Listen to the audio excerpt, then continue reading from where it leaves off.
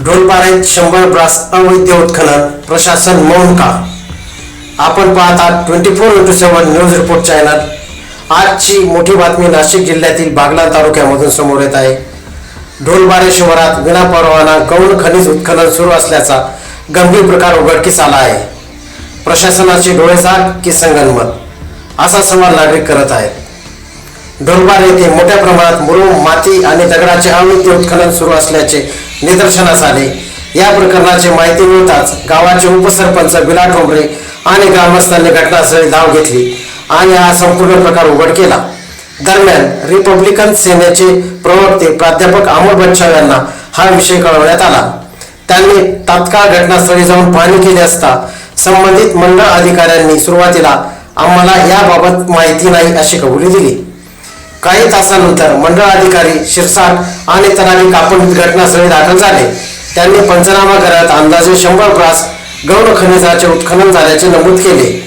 या कारवाई दरम्यान एक पोकलेन टाटा हिताची, 3 खडी crusher, 2 Swaraj tractor, 2 power track tractor, 1 Tata dumper असा मुद्देमाल आढळून आला। महसूल विभागाच्या पथकाने विनापरवाना उत्खनन सुरू असल्याचे स्पष्ट केले। संबंधित वाहन मालकांना समज देण्यात आला असून कायदेशीर कारवाई होणार असल्याचे प्रशासनाने सांगितले। मात्र इतक्या मोठ्या प्रमाणात उत्खनन सुरू असताना प्रशासनाच्या नजरेतून हे कसे सुटले? पंचनामा करूनही मुद्देमाल तात्काळ जप्त का करण्यात आला नाही? संबंधितांवर गुन्हा दाखल का करण्यात आला नाही? या प्रकरणाला कोणाचा आशीर्वाद आहे असे प्रश्न उपस्थित झाले। कारवाईच्या वेळी दावण महादेव पांडुळे, भिका काशीनाथ ठोंबरे, अमोल बाळासाहेब बच्छाव यांच्यासह ग्रामस्थ मोठ्या संख्येने उपस्थित होते। या प्रकरणी कठोर आणि तातडीने कारवाई व्हावी अशी मागणी ग्रामस्थांनी केली। ढोलपारे शिवारातील या अवैध उत्खनन प्रकरणामुळे महसूल प्रशासनाच्या कार्यपद्धतीवर प्रश्नचिन्ह उपस्थित राहिले आहे।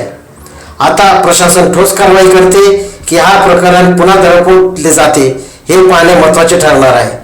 पाहत राहा 24x7 न्यूज रिपोर्ट चॅनल।